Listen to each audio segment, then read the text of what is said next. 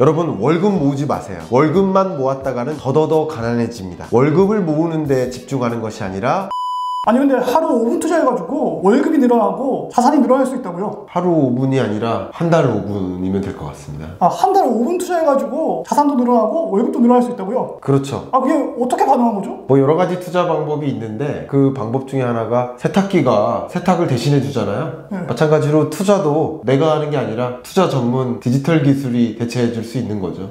우리가 세탁을 할 때 세탁기가 대신 빨래를 해주듯이 투자 같은 경우에도 그 몸통 부분을 맡긴다고요? 그렇죠. 과거에 고액 자산가들이 몇십억 자산가들이 펀드 매니저한테 돈을 맡기고 투자를 하되 고액의 수수료를 물어야 됐었잖아요. 근데 그 펀드 매니저의 일을 대신해주는 디지털 기술이 이미 등장하지 않았습니까? 그게 바로 로보드바이저라고 부르죠. 돈이 많지 않아도 소액을 가지고도 투자를 할 수 있는 거예요? 네, 그렇습니다. 로보드바이저는 소위 인공지능 자산관리 솔루션 이렇게 생각하면 좋겠고요. 다양한 투자 방법이 있다라는 것 측면에서 그 중에 하나가 로보드바이저고요. 로보드바이저라는 앱을 이렇게 다운받으셔서 정말 소액부터 뭐 거액의 투자를 하실 수도 있고요. 잃지 않는 투자 방법을 가지고 그 방법론에 기초해서 저보다 더 훌륭한 인공지능 솔루션이 알아서 재테크해준다 이렇게 생각하셔도 크게 다르지 않을 것 같아요. 우리가 흔히 돈을 예적금을 하면서 모으는 거에 집중을 하는 분들이 많은데 돈을 모으는 게 아니라 이거를 투자를 해야 되는데 보통 투자 안 하시는 이유가 내 돈이 사라지면 어떻게 해요? 이게 겁나가지고 그러는 건데 소액일 때부터 예적금보다 훨씬 더 많은 돈을 불릴 수 있는 간편한 방법이 있다는 거네요. 금리가 계속 올라가고 있는 시대예요. 그렇기 때문에 지금은 아주 최적의 투자 방법으로서 저축하지 마세요라는 말이 안 어울릴 수도 있지만 2년, 3년 혹은 10년 이렇게 길게 놓고 보면 지금 22년, 23년조차도 저금리 시대인 건 맞아요. 이 저금리 시대에 그냥 열심히 돈을 모으면 내가 부자 되는가? 아니거든요. 왜냐면 여러분이 돈을 모을수록 그 동안에 심지어 내가 갖고 있지 못한 그 자산 가치는 계속 올라갈 수 있어요. 가장 대표적인 예가 PIR이라는 지표가 있어요. PIR은 주택 가격을 평균 소득으로 나눈 거예요. 그러니까 여러분들이 쉽게 해석을 해본다면 우리나라 평균적인 월급쟁이 근로자가 평균적인 주택을 보유하기 위해서 소득을 한 푼도 안 쓰고 고스란히 모으면 그 집을 몇 년 만에 살 수 있는가를 알려주는 지표인데 20.1년이 지금 최근 수치인데 20.1년이 걸린다는 얘기는 평균적인 월급쟁이 근로자가 월급을 한 푼도 쓰지 않고 20년을 넘게 모아야 집을 살 수 있는 거예요. 다만 여기에 중요한 전제가 있습니다. 집값이 그대로라는 전제예요. 그럼 그 누구도 집값이 그대로라고 믿지는 않으시잖아요. 그러면 20년 후에 그 집값이 그대로 있을 거라는 법은 또 없잖아요. 그런 관점에서 여러분이 그냥 성실히 일하고 또 그 돈을 열심히 모으면 나는 부자 되는가? 그게 아니라 소득의 증가 속도보다 자산 가치의 증가 속도가 더 빠르기 때문에 그냥 막연히 성실히 열심히 일하고 돈만 모으면 나는 더 가난해진다. 그것을 자각하시고 결국 내가 돈을 버는 것도 중요합니다. 그러나 내가 아닌 자산이 돈을 버는 것, 내가 갖고 있는 돈이 돈을 벌게 만드는 것, 그런 구조를 만들어야 되는데 그런 구조의 여러 가지 방법 중에 하나가 로보드바이저가 있는 것이죠. 우리가 월급을 착실히 모아서는 집을 살기가 현실적으로 불가능한데 투자를 해야 되는데 예전 같은 경우에는 투자 공부를 엄청나게 많이 해가지고 우리가 종목을 다 선정하고 다 구별해가지고 데이터 뽑아가지고 뭐 이렇게 해야 되는데 이거는 어떻게 보면 초보자들이 접근하기가 너무 힘들었는데 이거를 인공지능이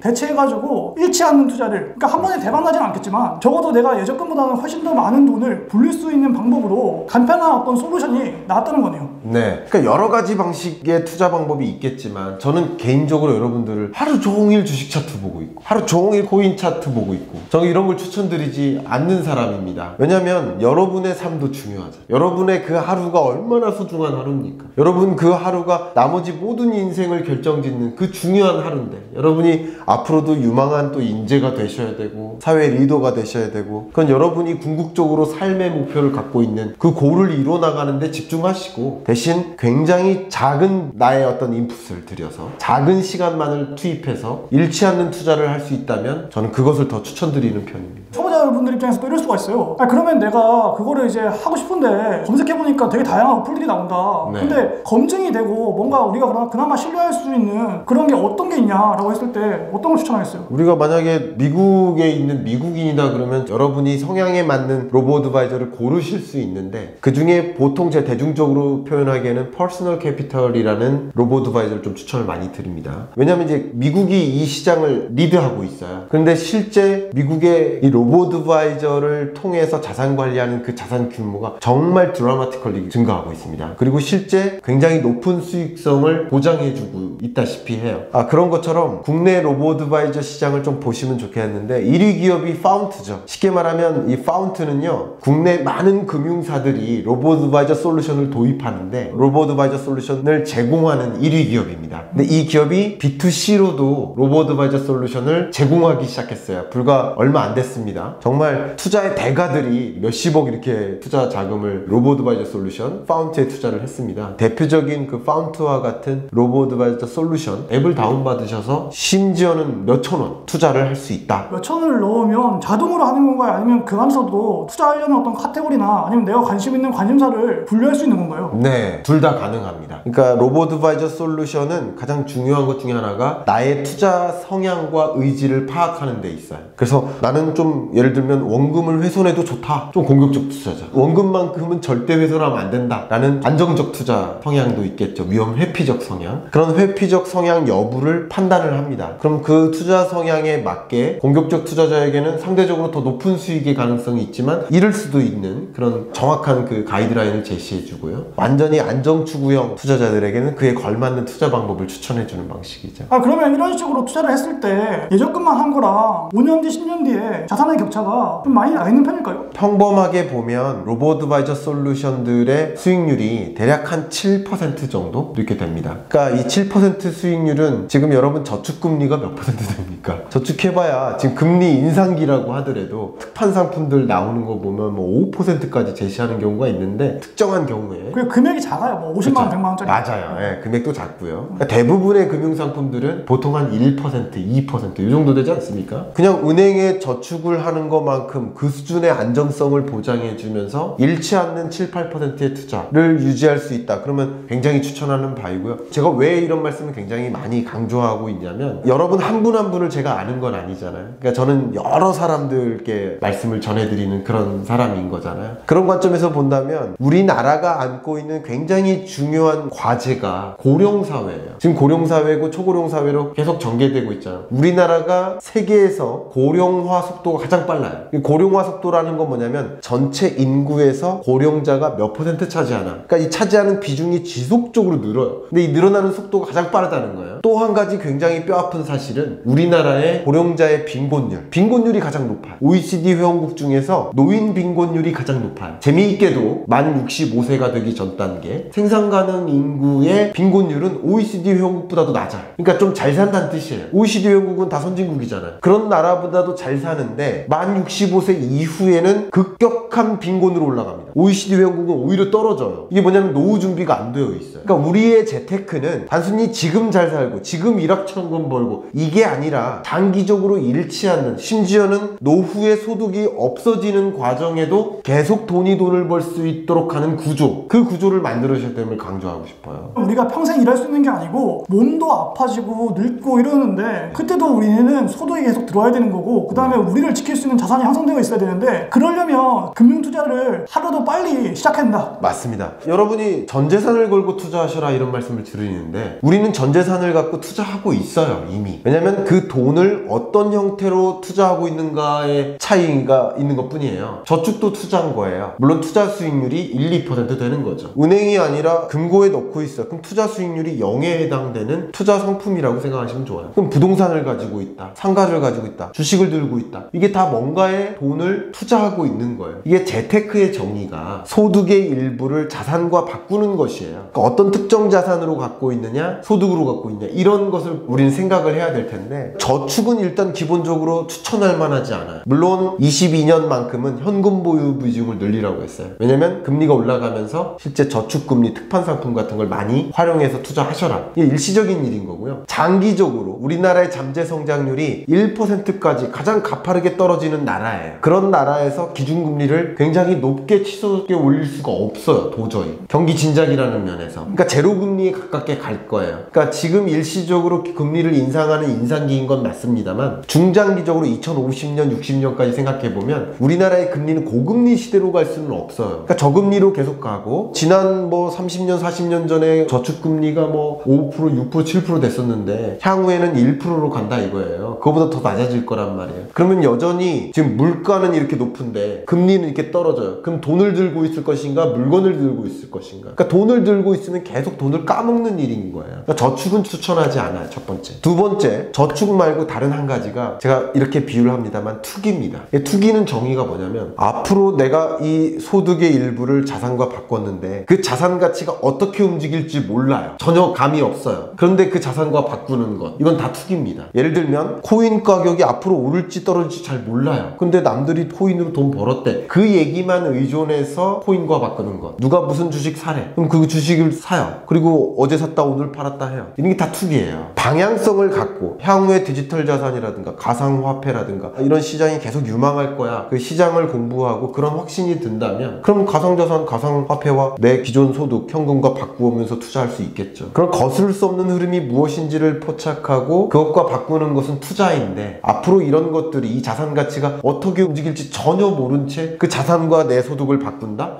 이런 게 투기예요. 근데 이게 투기가 왜 위험하냐면 한 번은 성공할 수 있어요. 50% 확률이죠. 근데 두 번 연속 성공하려면 50% 곱하기 50%? 25%예요. 그럼 세 번 연속 성공하려면 또 50%를 곱해야 돼요. 그러니까 2분의 1 곱하기 2분의 1 계속 2분의 1을 곱해야 돼요. 다시 말하면 평생 지속적으로 성공하려면 0에 가까워집니다. 그러니까 여러분들이 투자 의사결정을 하시는데 장기적으로 잃지 않는 투자를 해야만 한다라는 게 제 전제고요. 왜냐면 누구나 다 고령자가 될 것이기 때문에. 그리고 우리 국가를 생각해 본다면 그렇게 초고령 사회로 가장 가파르게 진입하는 그 사회 현상을 감안해 본다면 잃지 않는 투자를 해야 되는 것이고, 그러면 이 투기성 투자로 잃지 않는 투자를 하기란 거의 불가능한 것이고, 누군가 극소수는 엄청난 일확천금을 버는 부자가 될 수 있지만 대부분의 여러분들이 그렇지 못하다면 저는 이런 추천을 해드리고 싶지가 않은 거예요. 투자를 해야 되는 이유는 알겠는데, 특히 잃지 않는 투자를 해야 되는 이유는 정확하게 알겠는데, 사람들은 생업도 하고 여러 가지 활동들을 하다 보니까 시간이 많이 부족하단 말이에요. 네. 그래서 예를 들어서 뭐 내가 정말 여러 가지 카테고리나 섹터들을 다 공부를 해가지고 분산 투자를 할 수 있으면 그렇게 하면 되는데, 사실 어떻게 보면 이제 시간이 부족하기 때문에 그럴 수 없는 사람이라면 차라리 그냥 로봇 어드바이저 제대로 된 데다가 맡겨서 시간을 벌고 난 나대로 이제 나의 어떤 가치를 올려서 소득을 더 늘리고 뭐 이런 방향이 낫다는 거잖아요. 네, 저는 그렇게 생각하고 있고요. 특히 로봇 어드바이저의 어떤 비즈니스 모델이 인공지능의 투자 성향을 그냥 해석을 해보면 아주 흡사한 모델이 국민연금이에요. 국민연금의 기금운용본부가 있어요. 저도 거기 몇 차례 다녀왔는데 국민연금 기금운용본부의 로봇 어드바이저 솔루션을 제공한 그 기업이 또 파운트예요. 그러니까 매우 흡사합니다. 국가 예산이 대략 700조가 조금 안 돼요. 추경 편성한 건 제외하고. 그러니까 한 650조 원 정도의 국가 예산을 가지고 나라 살림을 사는 거예요. 그럼 국민연금이 한 해 예산이 얼마나 되는지 아십니까? 800조가 넘습니다. 근데 그 800조를 어떻게 자산을 굴리는가? 엄청나게 많은 전문가들이 그거 가지고 고민할 거 아니에요. 미래에 우리 국민들이 굶어 죽지 않도록 하는데, 지금도 굶어 죽는데 빈곤율이 가장 높다고 했잖아요. 그 사람들이 포트폴리오를 어떻게 관리하나를 좀 들여다보시면 조금 도움이 될 텐데, 로봇 어드바이저가 그런 방식을 쓰고 있어요. 가장 대표적으로 여러분이 어떤 종목을 선정하면 그 종목이 물론 샀다 팔았다 하면 또 다른 얘기지만 확률은 더 줄어들죠. 10번 연속 성공할 가능성이 있냐 이거예요. 굉장히 드물다 이거. 그리고 그 종목이 들고만 있어도 계속 상승할까? 그것도 답이 없어요. 근데 차라리 지구에 투자하라라는 컨셉이에요. 지구에 투자하는 방식은 전체 세계 경제의 GDP가 줄어드는 일이 가능할까요? 가능하죠. 경제 위기 때 2008년 글로벌 금융위기 때 줄었고요. 마이너스 0.073. 그리고 글로벌 팬데믹 위기 2020년 마이너스 3.1% 감소했던 거예요. 그 두 기간을 제외하면 여러분 인생 동안 세계 경제가 마이너스로 떨어진 적은 없었어요. 그럼 세계 경제 GDP 증가율에 추종하는 투자 상품이 있다면 거기에 투자하면 되잖아요. 네. 그런 방식의 투자. 그 중에서도 세계 경제가 아니라 조금 더 좁히고 싶다. 그러면 예를 들면 미국 경제에 투자하는 방식. 여러분 세계 자산 규모에서 미국 혼자, 시장 혼자가 55% 정도를 차지해요. 한국은 2%밖에 안 돼요. 근데 우리가 굳이 주식 투자를 하려면 뉴욕에 가야만 미국 주식을 투자하나요? 우리 여의도에 가야만 한국 주식에 투자하나요? 아니잖아요. 그런데 왜 한국에서 굳이 여러분 주식 투자를 할 거면 미국 주식 투자에 관심이 없을까요? 이런 관점을 가지고 나는 어떤 방식의 투자를 할까라는 생각할 때 때문에 이 로보드바이저에는 특정 비중을 국채금리에 돌립니다. 국채금리 심지어 팬데믹 위기 때도 마이너스를 안 찍었어요. 저축금리보다도 높아요. 그러니까 이런 안정적으로 잃지 않는 벌 수 있는 영역의 포트폴리오를 갖고 있고요. 그리고 나머지는 고성장주 뭐 이런 식으로 포트폴리오를 관리하고 있다 이렇게 볼 수 있죠. 제가 이해한 바로는 어쨌든 그 로봇 어드바이저는 안정지향적으로 할 수 있는 투자를 AI한테 맡겨서 내 돈을 잃지 않는 방향으로 투자를 할 수 있다라는 그런 생각이 들고요. 네. 장기적인 인생의 안목을 봤을 때는 시그널을 읽고 큰 기회를 만나서 우리가 돈을 확 늘리려면 경제 공부도 해야 되는 것 같거든요. 맞습니다. 그런다고 했을 때 이분들이 경제 인사이트를 얻기 위해서 공부를 할 때 어떤 단계를 거치면 좋을까요? 기본적으로 여러분이 로보드바이저가 됐든 펀드 매니저가 됐든 아니면 ETF 투자 상품이 됐든 간접 투자 방식인 거잖아요. 직접 투자하는 게 아니잖아요. 근데 직접 투자도 여러분 관심이 있으실 거예요. 주식 투자를 가지고 좀 말씀을 드려볼게요. 주식 투자를 잘하는 방법은 이게 성공했다면 왜인지를 규명할 수 있어야 돼요. 그리고 이걸 투자하기로 했다 그러면 왜 이것에 투자하기로 했는지 왜를 분명히 답변할 수 있어야 돼요. 그리고 떨어졌으면 왜인지를 분석할 수 있어야 됩니다. 여러분이 투자할 때마다 항상 왜라는 질문에 끊임없이 답변을 하시면 좋겠어요. 그러면 방향성을 잡을 수 있는데 그 왜라는 질문을 왜 해야 되는지 또 말씀드려볼게요. 그러니까 저는 항상 여러분께 강조하는 것은 거스를 수 없는 흐름을 봐라. 세계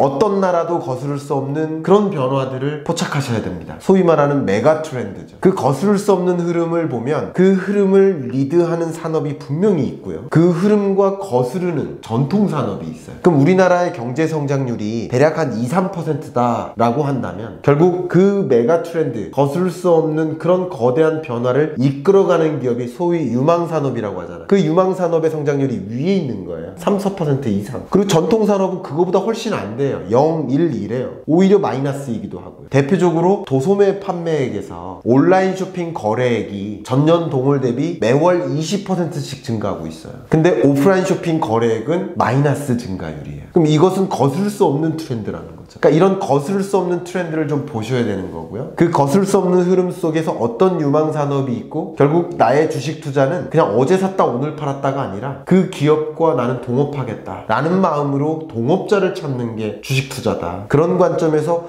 미래에 거스를 수 없는 내 평생 믿고 맡겨도 될 그 동업자를 찾는다면 어제 팔았다 오늘 샀다 뭐 이러지 마시고요. 장기 투자하는 방식 속에서 어떤 거스를 수 없는 흐름에 투자를 할까, 그 리딩 기업이 누굴까 라는 것을 포착해 나가는, 그 흐름을 읽어 나가는 그런 공부를 하셔야 됩니다. 그게 소위 말하는 경제 전망이죠.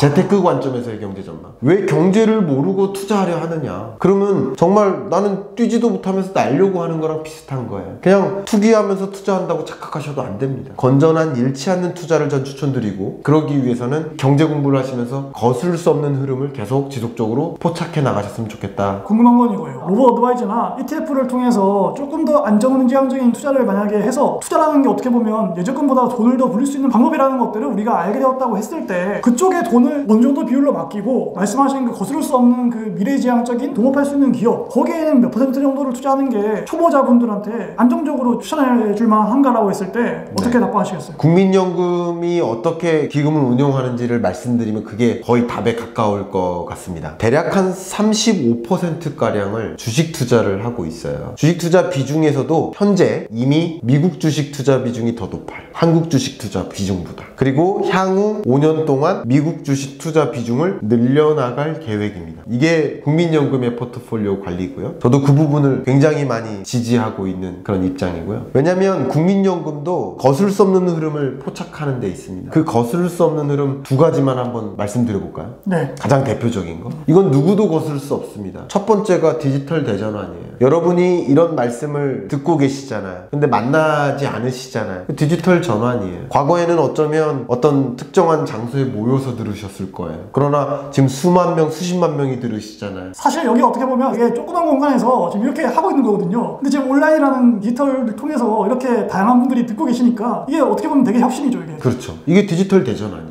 아날로그적으로 이런 컨텐츠를 전달하다가 디지털에 기대어서 서비스하는 거잖아요. 이 디지털 대전환이 마치 과거에 지도책 보면서 길 안내 받다가 지금은 내비게이션 보면서 길 안내 받듯이 이게 다 디지털 대전환이에요. 그 디지털 대전환 중에서 요즘 뜨는 것이 메타버스와 NFT인 것 뿐이에요. 그러니까 디지털 대전환이라는 거대한 물결 안에 있습니다. 이 디지털 대전환은 A에서 A-로의 변화예요. 그러니까 제가 옷가게 들어가서 더 예쁜 옷을 입고 나온 느낌이죠. 좀 나아졌어요. 근데 더 큰 대전환이 있습니다. 그게 에너지 대전환이에요. 디지털 대전환은 영어로 디지털 트랜스포메이션이라고 하는데, 같은 한국어지만 에너지 대전환은 에너지 트랜지션이라고 합니다. 이건 뭐냐면 A가 B로 바뀌는 거예요. 그러니까 제가 옷가게에 들어갔는데 갑자기 정약용이 나오는 거예요. 전혀 다른 뭔가가 나타나요. 이건 엄청난 변화입니다. 그러니까 디지털 대전환은 아날로그에 의존하다가 디지털에 의존하는 그런 방식인 거고요. 예전에 여러분들 어머니께서 정약용님 우실 때 딸랑이로 달래셨어요? 유튜브로 달래셨어요? 딸랑이로 달랬죠. 지금 자녀 달래실 때 딸랑이로 달래세요? 유튜브로 달래세요? 유튜브입니다. 그렇죠? 예. 그게 디지털 대전환이에요. 우리는 디지털에 의존하는 세상. 근데 제가 지금 말씀드린 에너지 대전환은 화석연료 기반에서 재생에너지로의 전환이 있는데, 결국 전기를 만드는데 석탄 가지고 석유 가지고 전기를 생산했었던 방식에서 이제는 재생에너지 기반으로, 원자력 기반으로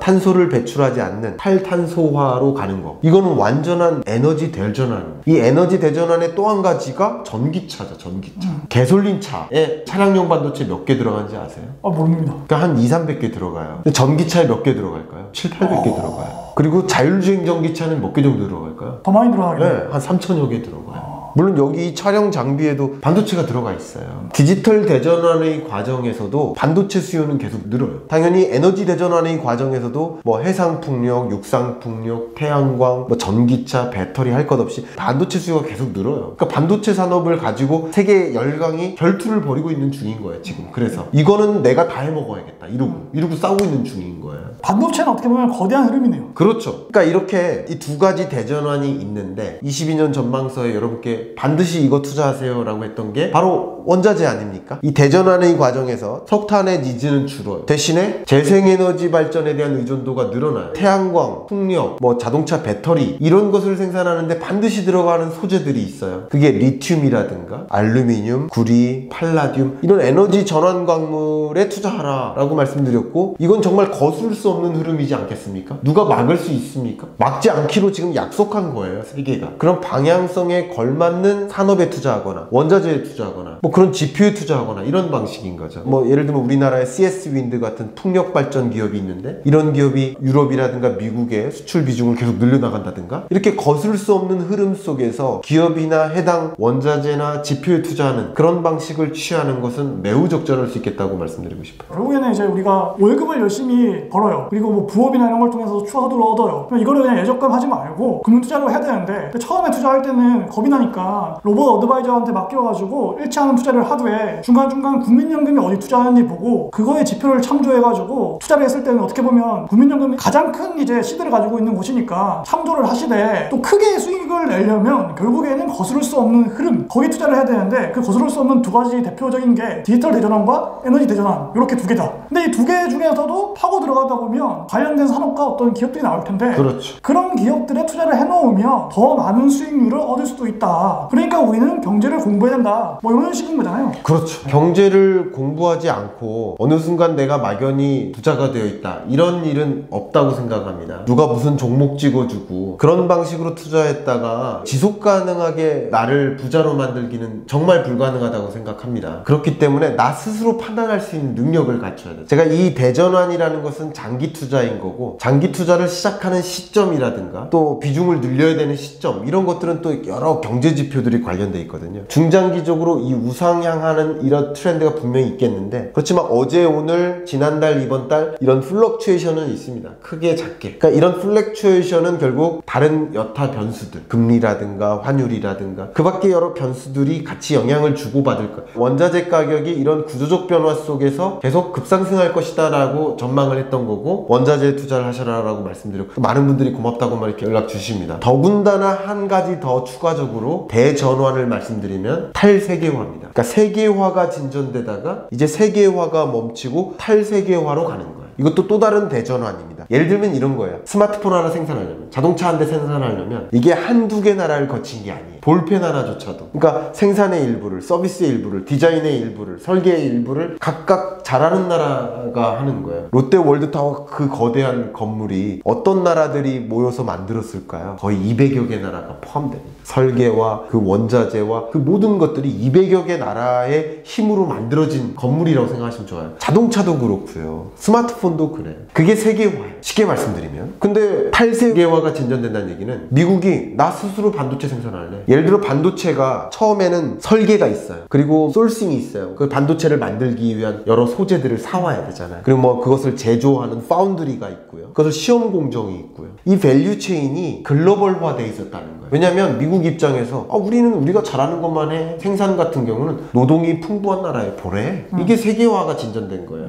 근데 반도체 시장을 놓고 보니까 디스플레이, 배터리 이런 산업들을 놓고 보니까 바이든이 딱 눈을 뜬 거예요. 이거 우리가 다 해. 그전에는 설계만 하다가 파운드리부터 시험 공정까지 우리가 다 해. 그리고 나중에는 이런 거를 제공하지 마. 반도체를 우리가 독식하자. 이게 반도체 신동진 체제예요. 그러니까 이런 것은 미국뿐만 아니라 우리나라도 대만도 중국도 다 그런 식으로 움직여요. 각자 미래 주력 산업이라고 생각하는 그런 산업들을 가지고 우리가 A부터 Z까지 다 해먹자. 이게 탈세계화예요. 탈세계화가 진전되고 있었어요. 더군다나 우리나라도 한일 무역 전쟁을 겪으면서 소재, 부품, 장비 국산화. 이게 우리나라의 산업정책 1호였거든요. 이것도 탈세계화예요. 소재를 다른 나라한테 사오지 마. 또 리쇼링, 이것도 탈세계화예요. 이런 탈세계화가 진전되다가 또 더군다나 그 배경 중에 하나가 미중 패권 전쟁이 있었죠. 미국 입장에서 중국에서 의존하지 마. 그러면 관세 때릴 거니까 중국에서 생산하면 더 불리해. 차라리 베트남에서 생산하네. 이런 식으로 탈세계화가 진전되고 있었어요. 이 모든 일들이. 거기에 미국과 러시아 간의 갈등이 또 시작되면서 탈세계화가 가속화되는 거예요. 그럼 이 탈세계화 속에 에너지 대전환, 디지털 대전환, 그 밖에 여러 대전환들이 있는데 이런 대전환들의 고리들을 다 묶어보면 하나의 원소스를 찾을 수 있습니다. 그거는 거슬래야 거슬 수 없는 거예요. 그런 거슬 수 없는 흐름을 포착하시고 새로운 변수들, 기준금리 의사결정이 있대. EU에서 뭔가 회의를 해서 뭐를 또 결정한대. 뭐 이런 여러 가지 이슈나 경제 지표들의 변화가 플럭추에이션을 만들 텐데 이걸 계속 이해해 나간다면 더 사들여야 될 시점, 팔아야 될 시점 이런 것들 좀 갖춰가면서 잃지 않는 투자 방식을 추구할 수 있겠죠. 그러니까 제가 봤을 때는 그런 것 같아요. 그러니까 초보라면 너무 거창하게 개별 종목이나 이런 거 투자하지 마시고 로봇 어드바이저한테 맡겨가지고 최대한 잃지 않는 1년에 한 7% 정도의 이제 수익률을 예상하시고 하시되 더 큰 수익률을 원한다면 경제를 반드시 공부하셔야 되고 경제를 그냥 공부하실 게 아니라 앞으로 미래에 대전환이 과연 어떤 걸로 이루어져서 어떤 게 수요가 많고 어떤 게 이제 공급이 줄어들지 이런 것들을 정확하게 포착하신 다음에 그렇게 될 거에다가 미리 가서 투자를 해놓으시면 분명히 기회는 올 거다. 이렇게 이제 보시면 될 것 같고요. 그러기 위해서는 매일매일 차트 분석하고만 올랐다 내렸다 하는데 스트레스 받고 이러지 마시고 그건 로봇한테 맡기시고 경제를 제대로 그냥 공부를 하시는 데다가 투자하시는 게 좋을 것 같습니다. 마지막으로 혹시 해주실 얘기가 있을까요?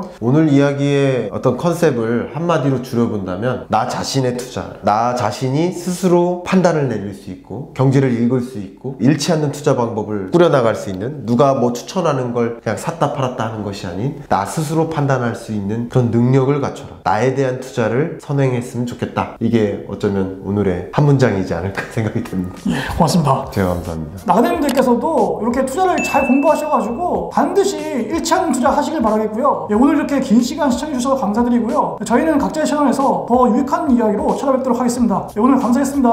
감사합니다.